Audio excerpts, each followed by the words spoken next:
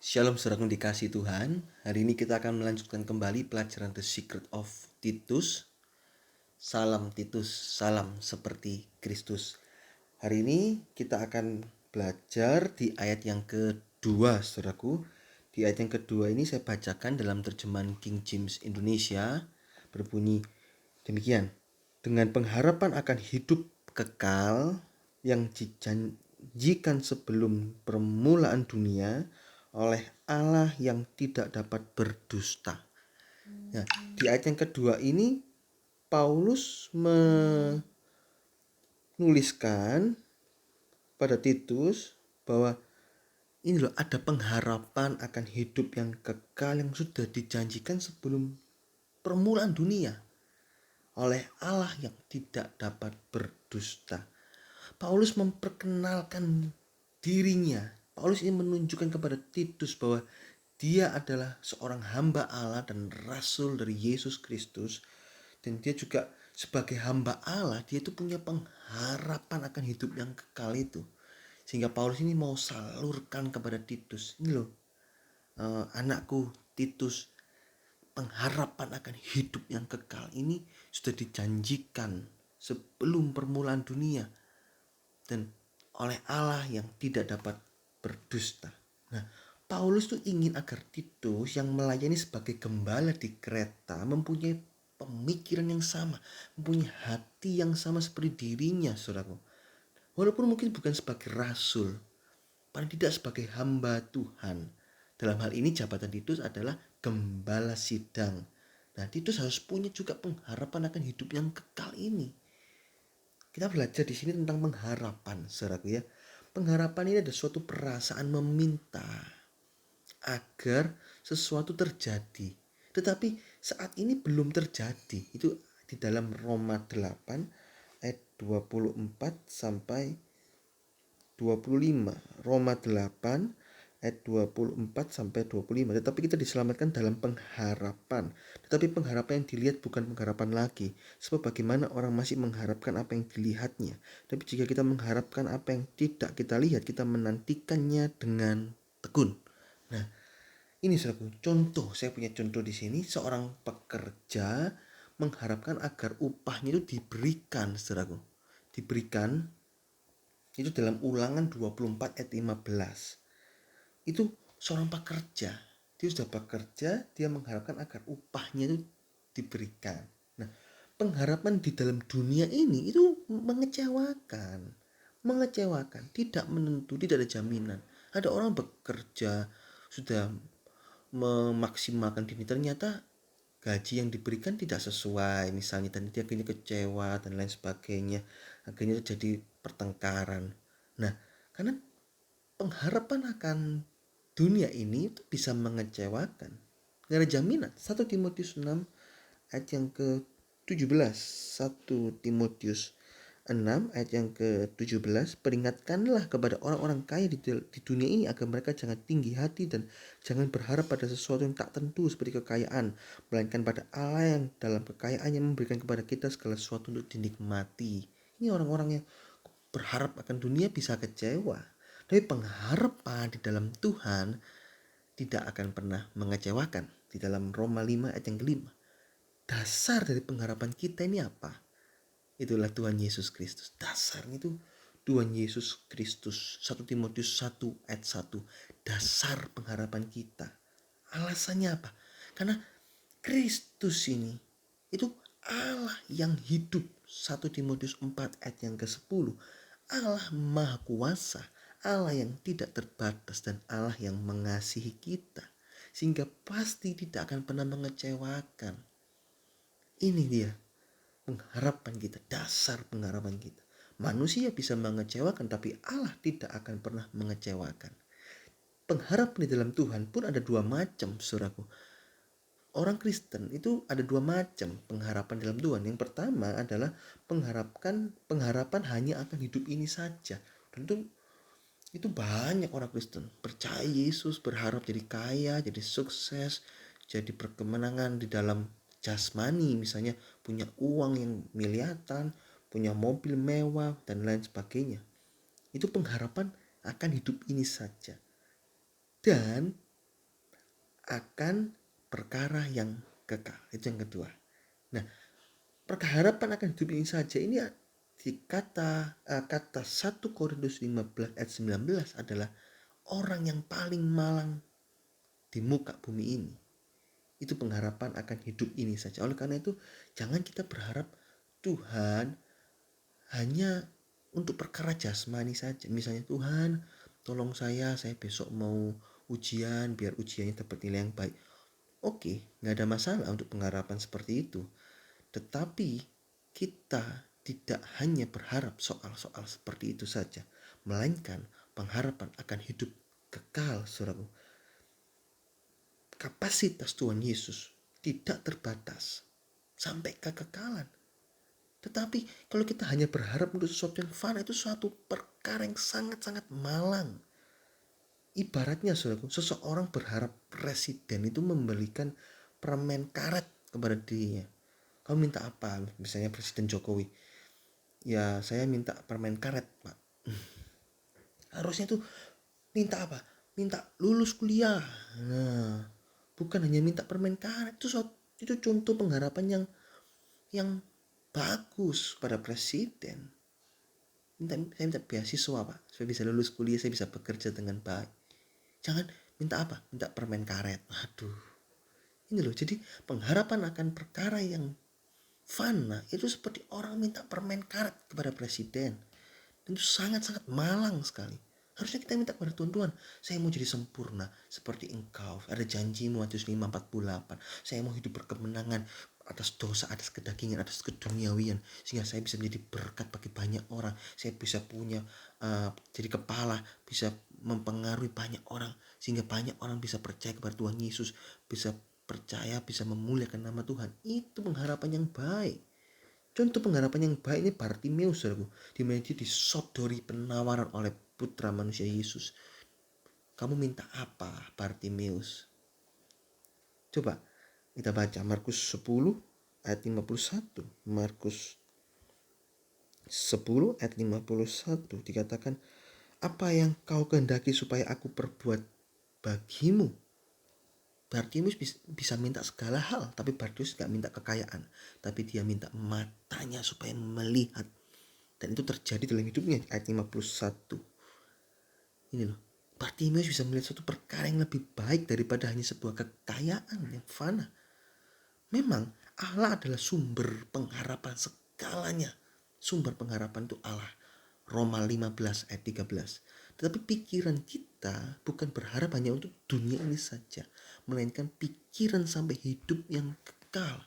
Untuk hidup dalam dunia ini memang harus berharap pada Tuhan. Jangan berharap pada manusia, jangan berharap pada kekuatan sendiri, itu terkutuk Yeremia 17 ayat 5. Tetapi saya katakan sekali lagi, bukan sekedar untuk hidup ini saja.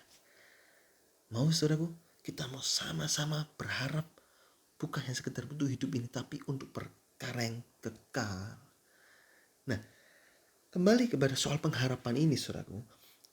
Di dalam 1 Korintus 13 ayat 13 dikatakan, tinggallah ketiga hal ini, yaitu apa? Iman, pengharapan, dan kasih. Tiga hal pokok ini terus ada sampai kekekalan.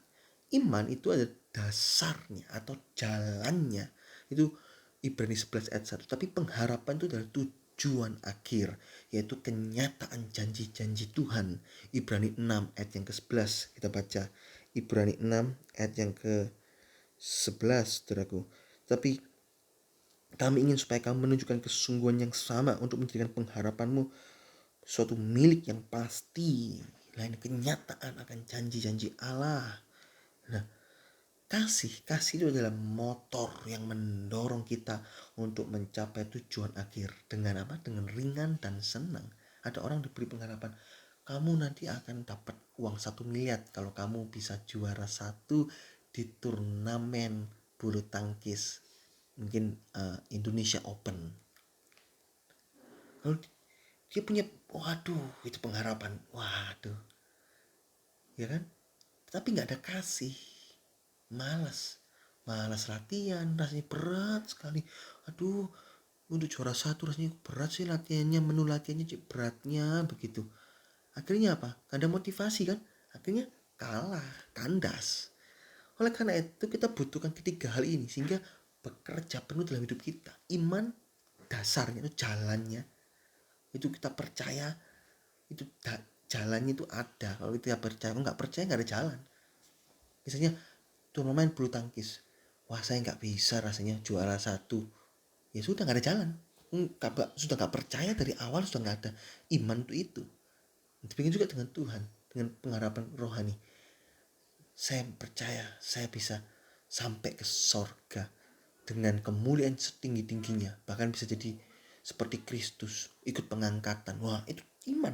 Jalan sudah ada. Pengharapannya apa? Ikut pengangkatan. Tapi kasih kita harus ada. 1 Yohanes 5 ayat 3. Perintah-perintah gak berat. Matius 11 ayat 29-30. Pikul aku karena aku ringan dan senang adanya. Nah, kalau kita punya kasih seperti itu, kita mau hidup suci, kita mau pikul salib, kita mau ibadah, kita mau pelayanan, kita mau baca Alkitab, kita mau berdoa dengan kenikmatan yang luar biasa, saudara, yang begitu ringan, seperti pacaran itu, satu di barat, satu di timur.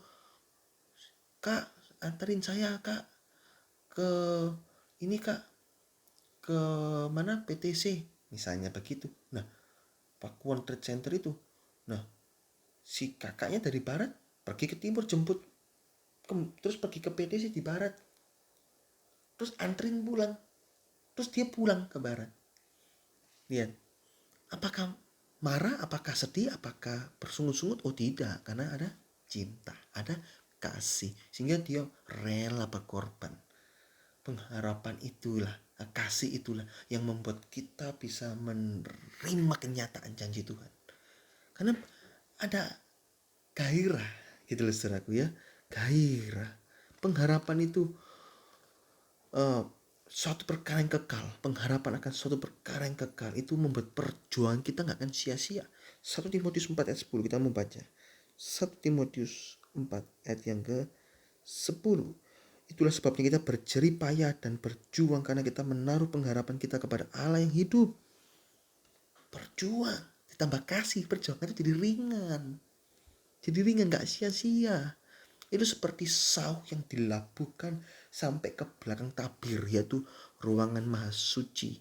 Itu melambangkan kesempurnaan. Ibrani 6 ayat 19. Itu pengharapan yang benar. Dilabuhkan sampai ruangan maha suci. Itu loh, pengharapan saya adalah sampai ruangan maha suci. Kesempurnaan, ikut pengangkatan, sampai ke sorga. Dan itu dikerjakan dengan kasih. Nah ini saudaraku ya, kehidupan dalam dunia ini hanyalah sebagai fasilitas untuk apa? Untuk mewujudkan pengharapan kita masuk ke sorga. Sehingga dunia ini hanya bukan tujuan utama, hanya fasilitas. Kita punya uang banyak, oke, kita bisa pakai uang kita untuk kemuliaan nama Tuhan. Misalnya dengan uang kita bisa mungkin menyewa asisten rumah tangga, sehingga kita bisa punya waktu lebih banyak. Kita bisa pakai waktu untuk berdoa, baca Alkitab, melayani Tuhan. Begitu. Lalu mungkin pekerjaan kita sudah sangat sukses, sudah running well, tanpa kita pun sudah jalan dengan baik dan sudah menghasilkan dengan baik. Ya, mungkin jam 12 siang sudah selesai pekerjaan kita. Kita bisa pakai sisa waktu untuk besok ke rumah sakit, untuk melayani Tuhan, untuk mendoakan, untuk membesuki ke jiwa-jiwa. Kalau masa pandemi ya memang nggak bisa. Tapi kita bicara nanti ke depan, kalau pandemi sudah berakhir, bisa. Nah, ini saudaraku, kita pakai segala fasilitas dalam dunia ini untuk mewujudkan pengharapan kita masuk ke surga. Matius 6:33. Tujuan akhir pengharapan kita, saya ulangi lagi, yaitu seperti Kristus. 1 Petrus 1:21, Ibrani 7 ayat 19. Itulah pengharapan kemuliaan. Pengharapan kemuliaan. Hope of glory, kata Kolose 1 ayat 27 dalam terjemahan bahasa Inggris. Hope of glory. Nah, orang yang mempunyai pengharapan seperti ini akan menyucikan dirinya seperti Kristus. Kita baca aja 1 Yohanes 3 ayat 3 supaya kita tahu setiap orang yang menaruh pengharapan itu kepadanya menyucikan diri sama seperti dia adalah suci. Kalau kita punya pengharapan yang benar itu, kita akan berusaha menyucikan diri supaya terhias, supaya tidak bercacat celah pada waktu Tuhan Yesus datang kedua kalinya. Orang yang mempunyai pengharapan ini, itu ibaratnya seorang mempelai perempuan yang berharap bertemu dengan mempelai laki-laki.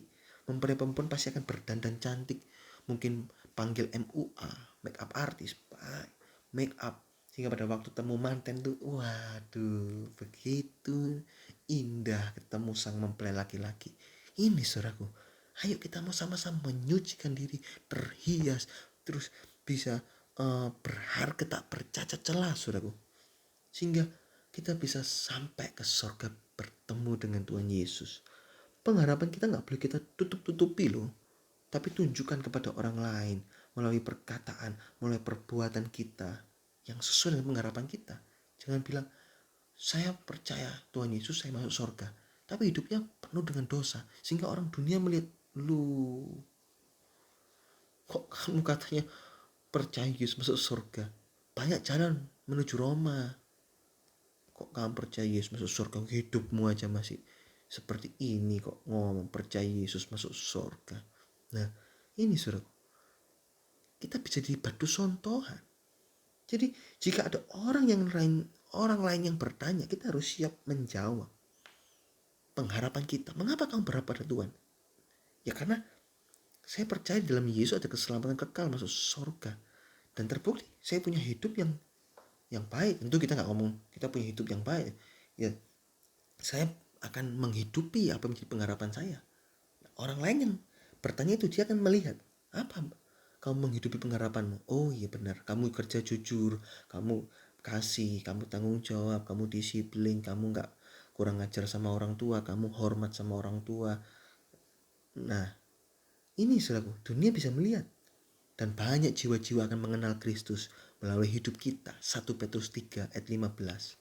Oleh karena itu kita harus menguduskan Tuhan Allah kita di dalam hati kita. Apa artinya itu menguduskan Tuhan di dalam hati kita? Itu artinya kita menyediakan hati yang kudus sebagai tempat Allah bertahta. 1 Korintus 3 ayat 19-20. Jangan membuat hati kita kotor sehingga membuat Allah tidak mau tinggal dalam hidup kita, saudaraku. Yesaya 19 ayat 14.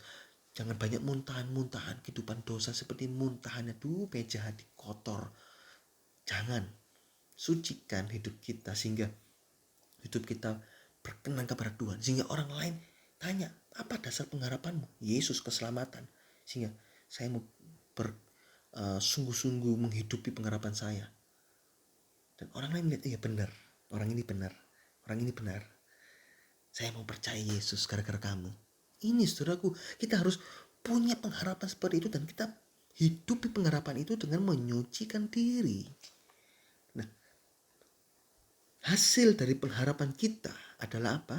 Adalah anugerah yang dinyatakan. Tuhan memberikan anugerah, yaitu keselamatan kekal. 1 Petrus 1 ayat 13. Dan itu akan dinyatakan pada waktunya nanti. Yaitu apa? Pada saat sangkakala dibunyikan, kita mengalami tebus tubuh, kita masuk dalam kerajaan sorga. Saat ini, pada waktu kita percaya Tuhan Yesus, apakah anugerah diberikan? Iya, anugerah diberikan di dalam Kristus Yesus. Ada anugerah keselamatan, tapi masih berupa tiket. Tapi tiket ini apakah tidak pasti? Oh pasti. Kalau saudara diberikan saya katakan, diberikan tiket resmi untuk pergi ke dunia fantasi di Jakarta, saudara tinggal bawa tiket ini. Pada waktu datang pasti masuk 1000%. Kalau ada kata 1000%, 100% pasti masuk. Demikian juga Tuhan Allah memberikan anugerah keselamatan bagi mereka yang percaya, tapi berupa tiket. Karena apa? Kita masih dalam dunia. Pada waktu kita masuk dalam kerajaan surga, mungkin kita mengalami kematian secara jasmani. Saat di dalam Tuhan, kita tinggal tukar tiket anugerah itu, masuk surga. Atau kalau kita masih hidup diubahkan Tuhan, masuk dalam awan-awan kemuliaan Tuhan. Atau kita mungkin tergolong masuk dalam 144.000 orang sempurna. Nah ini saudaraku ya, ini suatu pengharapan yang keberkatan. Nanti kita akan lihat Titus 2:13 di ayat-ayat berikutnya. Itu Titus 2:13, pengharapan yang keberkatan, the blessed hope. Nah, ini kita akan lihat, saudaraku. Jika Tuhan Yesus Kristus tidak dibangkitkan, saudaraku, maka sia-sialah pengharapan kita. Tetapi karena Kristus sudah mati dan bangkit, maka kita punya pengharapan yang hidup. Pengharapan yang hidup, pengharapan yang tidak sia-sia. 1 Petrus 1 ayat 3. Bukan pengharapan yang mati, sia-sia, bukan. Pengharapan yang hidup.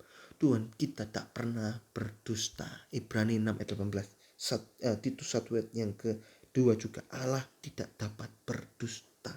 Sekali dia berjanji, dia akan tepati. Ini suatu penghiburan yang besar, bahkan penghiburan yang abadi, kata 2 Tesalonika 2 ayat 16. Jika ada manusia yang kaya berjanji bahwa kita akan disekolahkan, itu merupakan suatu penghiburan yang besar. Kemarin saya beasiswakan sampai kuliah. Bahkan mungkin ini orang kaya sekali, sampai kuliah di Jerman misalnya. Itu pengharapan, penghiburan yang besar, satu kesukaan.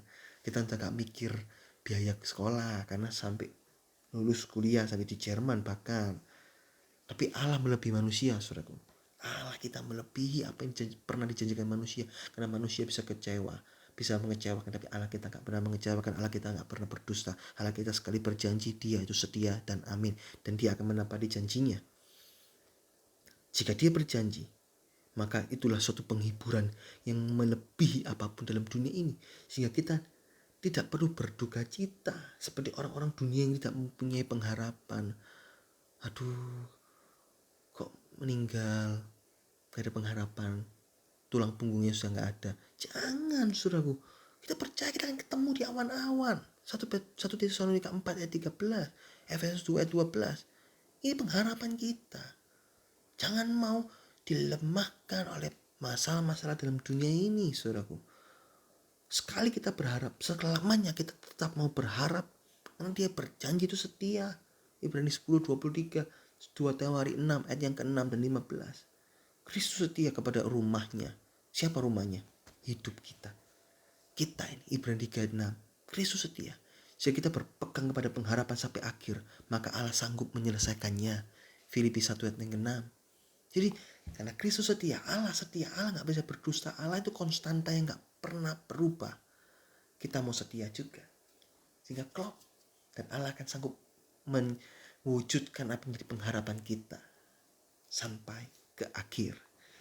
Ini saudaraku ya, Allah itu konstanta. Yakobus 1:17 tak pernah berubah. Tapi keputusan dan komitmen dari kita lah yang menentukan. Lukas 12 ayat 57. Allah tidak pernah berdusta.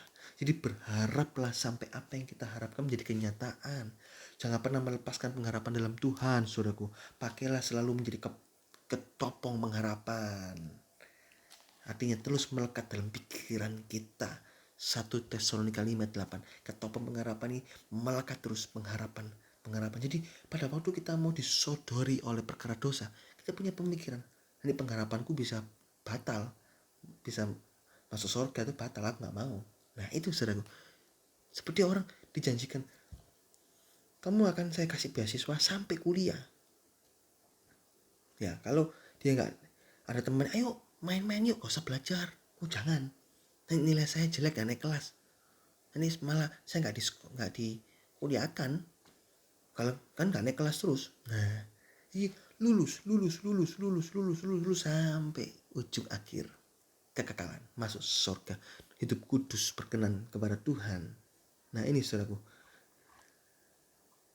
anugerah keselamatan.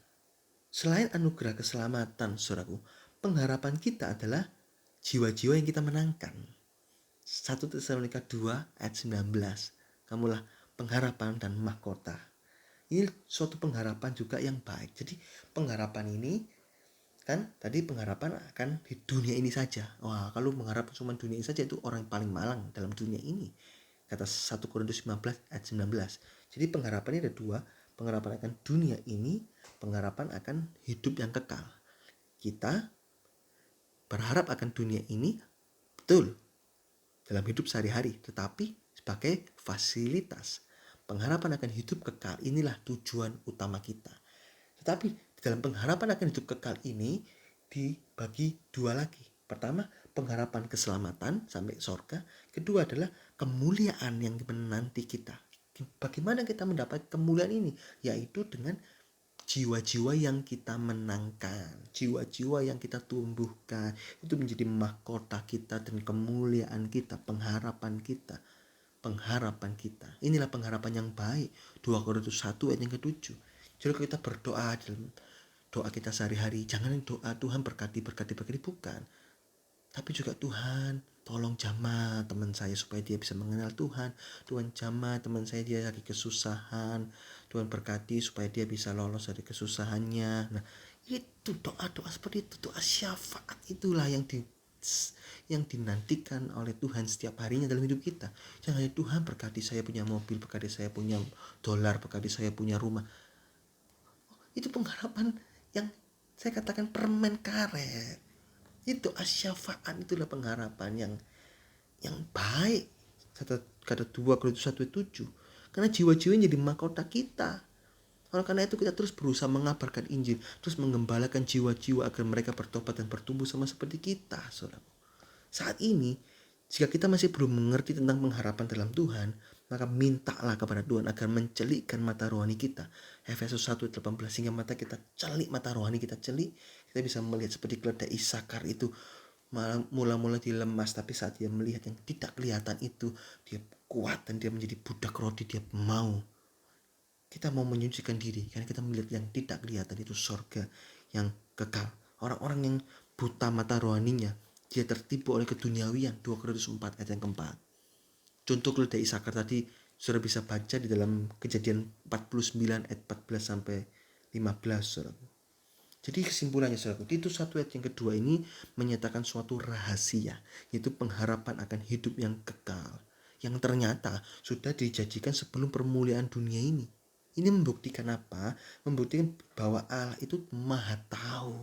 Dia tahu lebih dulu bahwa manusia yang dia ciptakan dengan kehendak bebas, Adam dan Hawa manusia pertama itu diciptakan dengan kehendak bebas, free will, mereka akan jatuh dalam dosa. Dalam kemahatauan Allah sebelum dunia diciptakan. Itu pemikiran Allah kita gak bisa mikir. Itu sudah sejauh langit dari bumi. Kata Yesaya 55 ayat berapa? 11, 9, 10 itu, saudaraku. Nah, jadi dalam kemahatauan Allah tahu, tetapi Allah tetap menciptakan manusia dengan kehendak bebas. Kenapa? Karena Allah ingin melihat keputusan dari diri manusia itu untuk tetap memilih dan menyenangkan hatinya. Wahyu 4 ayat 11. Engkau menciptakan untuk for thy pleasure, untuk kesukaanmu. Wahyu 4 ayat 11. Ibaratnya apa, saudaraku? Ibaratnya robot itu mengatakan I love you kepada kita. Apakah kita ternyuh atau kita hancur hati karena robot itu mengatakan I love you? Oh tidak. Tapi saat anak kita mengatakan, Ma, Pa, aku mengasihimu, aku cinta kamu, Dedek cinta kamu, Nonik cinta papa mama, Nonik memberikan yang terbaik buat papa mama. Bisa nangis hati orang tua dikatakan seperti itu. Itu yang Allah inginkan dalam hidup kita. Oleh karena itu dalam kemahatauan Allah, walaupun nanti manusia jatuh dalam dosa, Allah tetap menciptakan manusia sebagai free will. Tapi juga Allah menyediakan anugerah keselamatan. Supaya apa? Manusia yang percaya kepada Tuhan Yesus kembali bertobat dan masuk surga dengan keputusan dari dirinya sendiri, saudaraku. Nah ini, oleh karena itu manusia dengan kehendak bebas diciptakan walaupun jatuh dalam dosa. Sehingga Allah mengaruniakan putra tunggalnya agar pengharapan akan hidup yang kekal itu kembali ada. Yohanes 3:16. Manusia jatuh dalam dosa, pengharapan akan hidup kekal sirna. Tapi Allah punya rencana. Barang siapa yang percaya tidak binasa. Barang siapa yang percaya loh. Bukan pilih-pilih loh, enggak. Semua orang yang percaya tidak binasa, melainkan beroleh hidup yang kekal. Ini saudaraku ya. Jadi hal-hal ini ternyata sudah ada dalam pemikiran Allah. Dan manusia memang gak bisa menyelami itu. Yesaya 55 ayat 8-9. Pemikiran Allah yang luar biasa, dari kekal sampai kekal, saudaraku. Ini ya, ini cerita tentang pengharapan. Paulus ingin menyalurkan gairah dan pengertian pengharapannya kepada Titus agar Titus juga bersemangat dalam melayani Tuhan di Kreta. Yuk saudaraku, kita punya pengharapan yang kuat. Hidup kudus berkenan kepada Tuhan. Salam Titus, salam seperti Kristus.